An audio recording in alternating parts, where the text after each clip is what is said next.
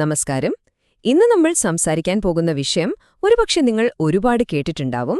പക്ഷെ നമ്മൾ ഇതിന് നോക്കാൻ പോകുന്നത് കുറച്ചുകൂടി വ്യത്യസ്തമായിട്ടുള്ള ഒരു ആംഗിളിൽ നിന്നാണ്. ടീക.കോമിലെ ശ്രീ ഡി.ആർ. നായരുടെ ചിന്തകളെ അടിസ്ഥാനമാക്കിയുള്ള ഒരു വിശകലനമാണിത്. കഴിഞ്ഞ 20 വർഷമായി അറിവ് പങ്കുവെക്കുന്ന ഒരു പ്ലാറ്റ്ഫോമാണ് ടീക. അപ്പോൾ അവിടെ നിന്നുള്ള ഈ ആശയത്തിലേക്ക് നമുക്ക് കടക്കാം. അതായത്, നമ്മൾ ഉദ്ദേശിക്കുന്ന കാര്യങ്ങൾ എങ്ങനെ യാഥാർത്ഥ്യമാക്കാം എന്നതിന്റെ ഒരു മനഃശാസ്ത്രപരമായ കാഴ്ചപ്പാടിലേക്ക്. അപ്പോൾ നമുക്ക് ആദ്യം തന്നെ ചില കാര്യങ്ങൾ അങ്ങ് ഉറപ്പിക്കാം.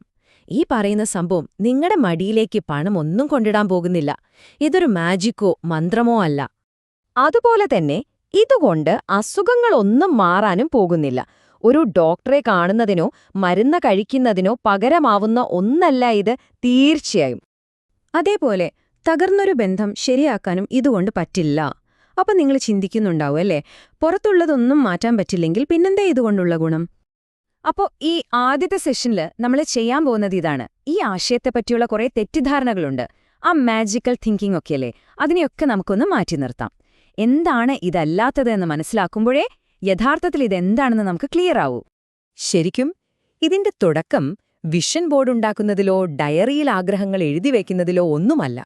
അല്ല, ഇതിന്റെ തുടക്കം നിങ്ങളുടെ ഉള്ളിലാണ്. നിങ്ങളിപ്പോൾ എന്തിലാണോ വിശ്വസിക്കുന്നത് അവിടെയാണ് എല്ലാം തുടങ്ങുന്നത്. നമ്മുടെ ഉള്ളിലുള്ള വിശ്വാസങ്ങൾ തന്നെയാണ് പുറം ലോകത്തെ നമ്മുടെ അനുഭവങ്ങളെ രൂപപ്പെടുത്തുന്നത്. യെസ്, ഇതാണ് ഏറ്റവും നിർണായകമായ പോയിന്റ്. ഇത് പുറത്തുള്ള ഒന്നിനെ മാറ്റുന്നില്ല, പക്ഷേ ഏറ്റവും പ്രധാനപ്പെട്ട ഒന്നിനെ മാറ്റുന്നുണ്ട്. അത് നിങ്ങളെയാണ്, നിങ്ങളുടെ ചിന്തയെ, നിങ്ങളുടെ കാഴ്ചപ്പാടിനെ, നിങ്ങളെ തന്നെ. അപ്പം നമ്മുടെ അടുത്ത സെക്ഷനിലേക്ക് കടക്കാം. യഥാർത്ഥ ടാർഗറ്റ് അത് നിങ്ങൾ തന്നെയാണ്. നിങ്ങളുടെ ഉള്ളിൽ വരുന്ന ഈ മാറ്റമുണ്ടല്ലോ, അത് എങ്ങനെയാണ് പുറത്തെ ലോകത്ത് പ്രതിഫലിപ്പിക്കുന്നതെന്ന് നമുക്ക് നോക്കാം. അപ്പോൾ ഈ ഉള്ളിൽ നടക്കുന്ന മാറ്റം ശരിക്കും പറഞ്ഞാൽ ഒരു 2 സ്റ്റെപ്പ് പ്രോസസ്സാണ്. ഒന്നാമത്തേത് നിങ്ങളുടെ ശ്രദ്ധയെ, നിങ്ങളുടെ അറ്റൻഷനെ ഒന്ന് റീവയർ ചെയ്യാം.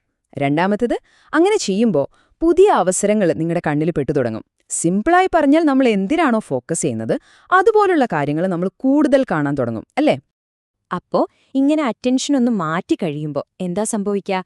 പണ്ടൊക്കെ നിങ്ങൾ ചുമ്മാ സ്ക്രോൾ ചെയ്ത് വിട്ടിരുന്ന പല അവസരങ്ങളും നിങ്ങൾ പെട്ടെന്ന് ശ്രദ്ധിക്കാൻ തുടങ്ങും.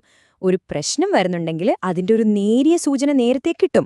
പിന്നെന്താ, സ്വാഭാവികമായിട്ടും നിങ്ങളുടെ പ്രതികരണവും കൂടുതൽ വേഗത്തിലാകും. രസമെന്താണെന്ന് വെച്ചാൽ, ഈ ഒരു രീതി പരീക്ഷിക്കുന്നവരെ കാണുമ്പോൾ പുറത്തുനിന്നുള്ളവർ പറയും എന്തൊരു ഭാഗ്യമാ അവർക്ക് എന്ന്. പക്ഷെ ശരിക്കും പറഞ്ഞാൽ അത് ഭാഗ്യമല്ല, അത് ശ്രദ്ധയും കറക്റ്റ് സമയത്തുള്ള പ്രതികരണവുമാണ്. ഓക്കെ, അപ്പോൾ ഇതെങ്ങനെയാ വർക്ക് ചെയ്യുന്നത്? നമ്മുടെ ബ്രെയിനിന് ഇതിൽ എന്ത് റോളാണുള്ളത്? അടുത്ത ഭാഗത്ത് നമ്മൾ ഇതിന്റെ ഒരു മെക്കാനിക്സിലേക്കാണ് കടക്കുന്നത്. നമ്മുടെ തലച്ചോറ് ഒരു തെളിവ് ശേഖരിക്കുന്ന മെഷീൻ പോലെയാണെന്ന് വിചാരിക്കുക. നിങ്ങൾ കുറേ കാലം എന്റെ കയ്യിൽ കാശില്ല, ഞാനിവിടെ പെട്ടുപോയി, എന്നെ ആർക്കും ഇഷ്ടമല്ല എന്നൊക്കെ ചിന്തിച്ചുകൊണ്ടിരുന്നാൽ നിങ്ങളുടെ ബ്രെയിൻ അതിന്റെ തെളിവുകൾ ലോകത്തുനിന്ന് പെറുക്കിക്കൂട്ടിക്കൊണ്ടേയിരിക്കും. എന്നാൽ ഇതേ മെക്കാനിസം നമുക്ക് നല്ലതിനും ഉപയോഗിക്കാം. അവസരങ്ങളെക്കുറിച്ച്, സാധ്യതകളെക്കുറിച്ച് ചിന്തിക്കാൻ തുടങ്ങിയാലോ ബ്രെയിൻ അവയെ കണ്ടുപിടിക്കാൻ തുടങ്ങും. കണ്ടില്ലേ, മെക്കാനിസം ഒന്ന് തന്നെ, പക്ഷേ ഡയറക്ഷൻ തെറ്റായിരുന്നു. അപ്പം നമ്മൾ ചെയ്യേണ്ടതാകെ ഇത്രയുള്ളൂ, നമ്മുടെ ബ്രെയിനിന്റെ ഈ ഒരു കഴിവിനെ നേരായ ദിശയിലേക്കൊന്ന് തിരിച്ചുവിടുക. അപ്പോൾ എങ്ങനെയാണ് മുന്നോട്ട് പോകേണ്ടത്? ഇതൊരു ടെക്നിക്ക് മാത്രമല്ല, അതിലുപരി നമ്മുടെ ചിന്താരീതിയിൽ, നമ്മുടെ മൈൻഡ് സെറ്റിൽ വരുത്തേണ്ട ഒരു മാറ്റം കൂടിയാണ്.